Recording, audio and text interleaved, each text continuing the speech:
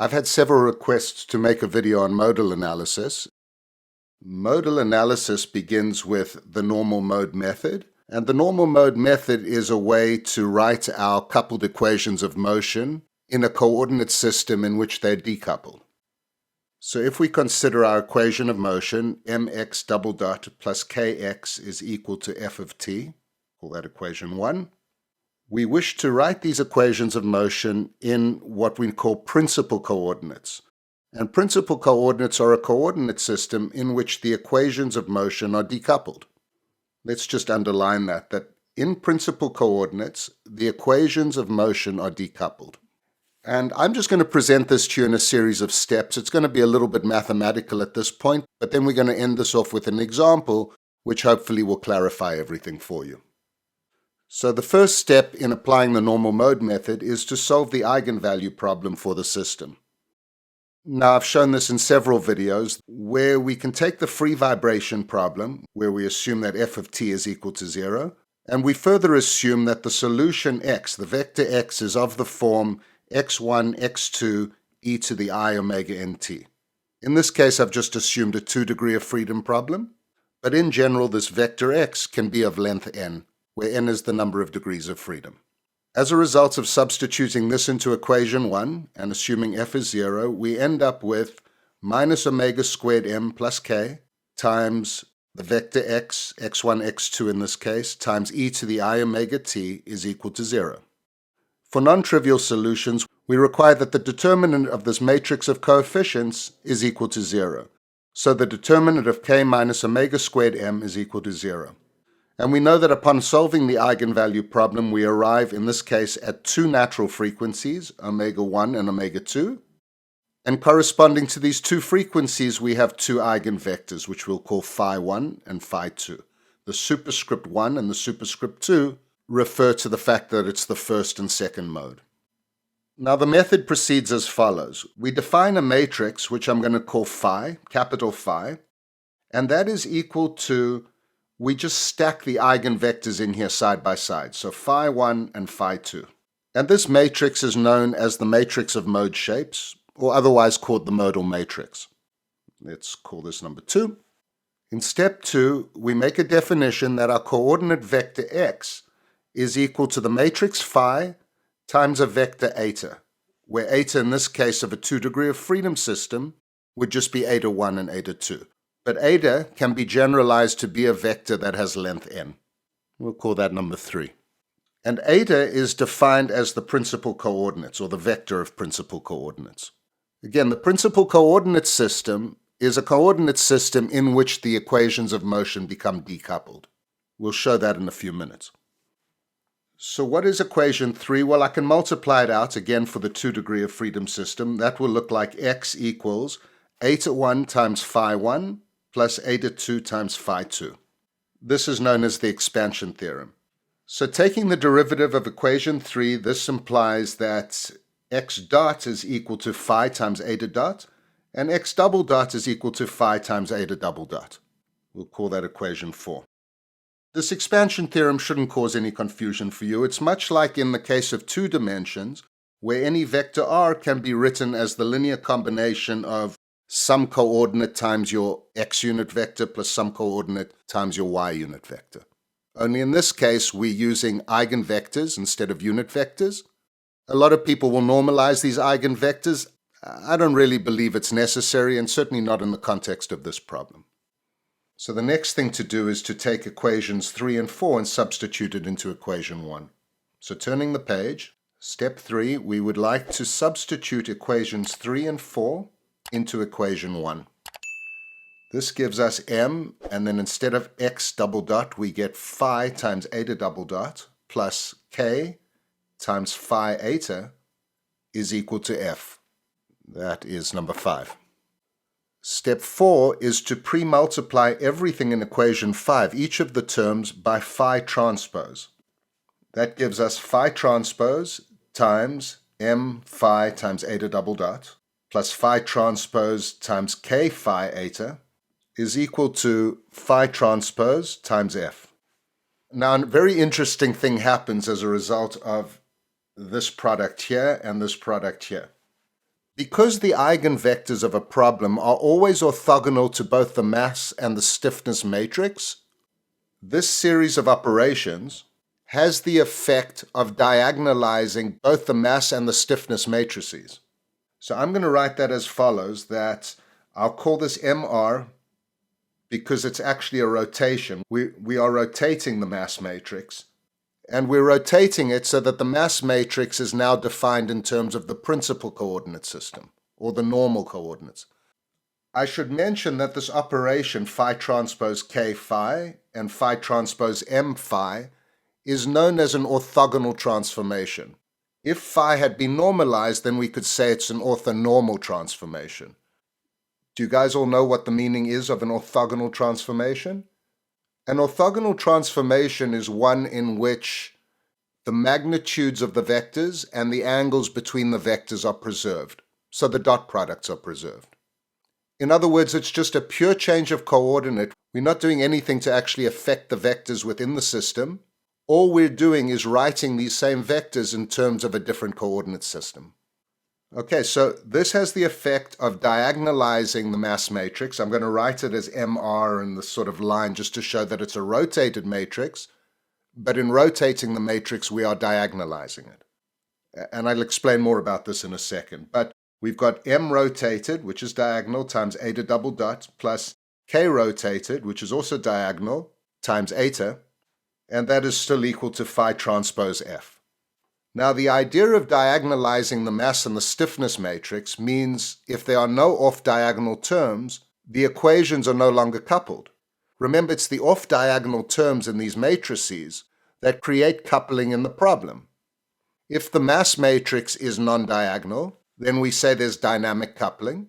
And if the stiffness matrix is non-diagonal, we say there is static coupling. And that's number 6. Let's put a big red box around this because this is the normal mode method. I know it seems very mathematical at this point and it's going to require a little bit more explanation, but this is the normal mode method. We solve the eigenvalue problem for the system. We find our mode shapes, phi, our phi i's, and then we create this matrix phi, which is a square matrix, which we create by just placing the eigenvectors side by side next to one another. Using this matrix of mode shapes, or our modal matrix, we can create an orthogonal transformation by pre-multiplying by phi transpose and post-multiplying by phi. Because the eigenvectors have the property that they are orthogonal to both the mass and the stiffness matrix, this rotation has the effect of diagonalizing the mass and stiffness matrices. On the next page, I'm going to show you the mathematics behind this, but for now, just take my word. Okay, so let me just write that out. So we have this equation, equation 6, where MR and KR are diagonalized. And this is due to the fact that the eigenvectors are orthogonal to both the mass and the stiffness matrices. And let's just underline that in red to drive the point home. And one note to make over here, that the normal mode method, this method that I've just explained, may only be used if there's no damping present or if proportional damping is present. And by proportional damping, we mean that the damping matrix can be written as a linear combination of both the mass and stiffness matrices. Another way of saying this is that the damping of the system is proportional to both the kinetic and potential energies of the system. And this is an assumption that may be used across many, many problems in structural dynamics, as it turns out. And let's just underline that we either need no damping or we need the damping to be proportional damping. All right, so equation 6 represents, in this case it's 2 degree of freedom system, but in general, n decoupled ordinary differential equations. So let's write that. So step 5 is, from equation 6, we get n independent ordinary differential equations. And each one of these equations is really like the simple harmonic oscillator. And we know how to solve that easily. There's a link above in case any of you have forgotten, and I hope none of you have forgotten this. Okay, so again, this can easily be solved for eta 1 and eta 2. So what happened here is we transformed the coordinate system from the coordinate system we were working in into the principal coordinate system. In this coordinate system, the equations of motion become decoupled, and because they decoupled, they become very simple to solve each of these equations individually. And this is done exactly as we did in the case of the single degree of freedom system. Okay, so now that we've solved it in terms of the normal coordinates eta 1 and eta 2, then step 6 is, if we would like to get this back into the original coordinate system, we just use the original equation that says that x is equal to phi times eta. We know phi, we know eta, so we can express the solution in terms of the original coordinates. And that was equation 3. And that's it. We're done. That is the end of the normal mode method. Let's just run through this really quickly again. And the salient features of this method are, 1, that we solve the eigenvalue problem. Then, using the eigenvectors, we create this matrix of mode shapes, so we just stack the eigenvectors alongside one another. Then we define x in terms of phi and the normal coordinates. Then what we do is we diagonalize, we rotate our mass and stiffness matrices using these two transformations. And that leaves us with a system of n decoupled equations which can easily be solved for eta 1 and eta 2. And finally, if we'd like to convert from the normal coordinates back into the original coordinates, we can just use equation 3, that original transformation that we defined. All right, now, I know a lot of you are asking, well, what is this all about? How does this operation here have the effect of diagonalizing the mass and also the stiffness matrix? Seems like a lot of hand-waving has gone on here. So this is what I'm going to prove mathematically. So what we want to investigate is the orthogonality of the natural modes, which are your eigenvectors. If we take a mode, which we'll call mode I, the ith mode, we can write the eigenvalue problem in this form, that omega I squared, where omega squared is the eigenvalue, times the mass matrix, times that particular eigenvector corresponding to the eigenvalue omega I, we'll call phi sub I, that is equal to k times phi sub I. This is just the eigenvalue problem, which I've rewritten by taking a term to the other side. And we'll call this equation 7.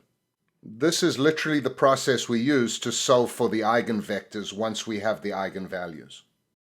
Now let's consider another mode which we'll call phi sub j, a different mode from phi sub I. And we're going to pre-multiply both sides of the equation by phi sub j transpose. So what does that look like? We can write the omega I squared in front because that's just a scalar quantity. And then phi sub j transpose times the mass matrix times phi sub I, where phi sub j and phi sub I are different eigenvectors of the same system. And that is equal to phi sub j transpose times k times phi sub I. Now we take the transpose of both sides. And remember, when we take the transpose of a product of matrices, we reverse the order, and then anything that's transposed becomes non-transposed, and everything that was non-transposed becomes transposed. We can rewrite this as omega squared I times phi sub I transpose times the mass matrix times phi sub j. And the reason that we can leave the transpose off the mass matrix is because the mass matrix is symmetric, therefore it's equal to its transpose. And similarly, on the right-hand side, this is equal to phi sub I transpose times the K matrix times phi sub j. And again, we've used the fact that K is equal to K transpose because your K matrix is symmetric. All right, we're going to call this equation 8, and we're going to put a yellow box around this because we're going to use this solution in a little while. Now we're going to go through the same process again, but considering mode J in this case. And exactly as we did in equation 7, we can write that omega j squared times the mass matrix times phi sub j is equal to k times phi sub j. And that's equation 9. In this case, it's phi sub I transpose that we pre-multiply by. So this gives us omega j squared times phi sub I transpose times m times phi sub j, and that's equal to phi sub I transpose times k times phi sub j. Let's number that 10 and put a yellow box around this intermediate solution. Now what we'd like to do is take equation 8, and from that we're going to subtract equation 10. If we look at the left-hand side of equation 8 and 10, they're identical except for this omega I squared and omega j squared. So if I take equation 8 and from that subtract equation 10, I get on the left-hand side omega I squared minus omega j squared times phi sub I transpose times the mass matrix times phi sub j. And that is equal to Well, on the right-hand side of both equations, I have the identical quantities, so that just gives me a 0. This is equation 11. And let's draw a line here so I can keep it on the same page. Now, in general, the eigenvalues of a system are distinct and different. That means that omega sub I is not equal to omega sub j, as long as I is not equal to j. So if omega I and omega j are different, then that is non-zero, which means what multiplies that must be 0. So said mathematically, this implies that phi sub I transpose times the mass matrix times phi sub j is equal to 0, as long as I is not equal to j. We'll number that equation 12 and put a red box around that. And then finally, by substituting equation 12 into equation 10, if the left-hand side is equal to 0, well then the right-hand side must also be equal to 0. So substituting 12 into 10 gives us that phi sub I transpose times k times phi sub j is equal to 0. That is equation 13, and we'll put a red box around that. Now, what does this tell us? This is the orthogonality condition for the natural modes. When we multiply by different eigenvectors, it's going to give us a 0 value for that position in the mass matrix. When we multiply by eigenvectors that are the same, then we get non-zero values. So in the case of the mass and the stiffness matrix, all your diagonals are where I is equal to j. So all the diagonal terms will be non-zero, assuming they were non-zero to begin with. And all your off-diagonal terms, that's where I is not equal to j, all your off-diagonal terms will become 0. This is why this procedure of pre- and post-multiplying by the mode shapes has the effect of diagonalizing them. But really the way to think about this is what we're doing with this orthogonal transformation on our mass and stiffness matrices is that we're rotating them into the principal directions. In other words, we've changed our basis to the eigenvectors, those describe the principal directions, and we're writing our mass and stiffness matrix in terms of that new basis. As I'm doing this, I realize that there's an inconsistency I've made with my nomenclature. Let me just go and fix this, but the mode shapes, instead of calling these phi superscript 1, I'm going to make them subscript so that it's consistent with what I've done in the rest of the video. Often you see them written as superscripts, but I'm just going to write these 1s and 2s as subscripts. Phi 1, phi 2, phi 1, phi 2, and then again down here, we're going to make these phi sub 1, and phi sub 2. These are just the eigenvectors or mode shapes. I don't mean to confuse you. All right, and now let's continue with an example. And for the purpose of an example, we're going to go back to a system that we've seen in a few different videos, the system shown in the figure. And in one of these videos, the link appears above, we did structural modeling of this system, and we found that the stiffness and mass matrices are as follows. The stiffness matrix has coupling, and the mass matrix does not. And then in a follow-up video to that, a video where we looked at the frequencies and mode shapes, we made an assumption as to what K1, K2, M1, and M2 were for the purpose of being able to solve the eigenvalue problem and get some real results. And a link to that appears above. And copies of these links will also appear in the video description below. Let's give these some numbers, 14, 15, and 16.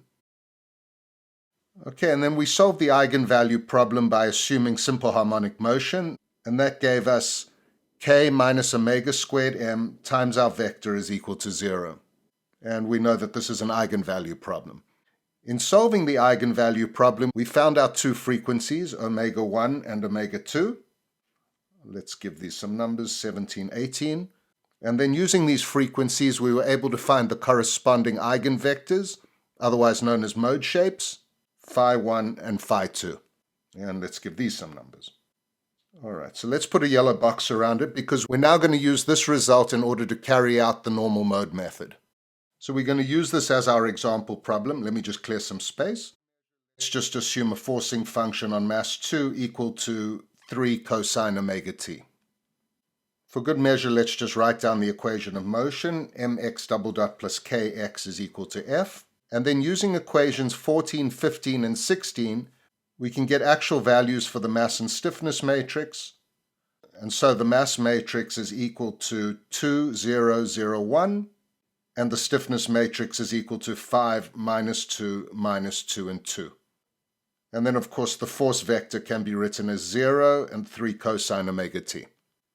Let's give these some numbers. Now we proceed by applying the normal mode method.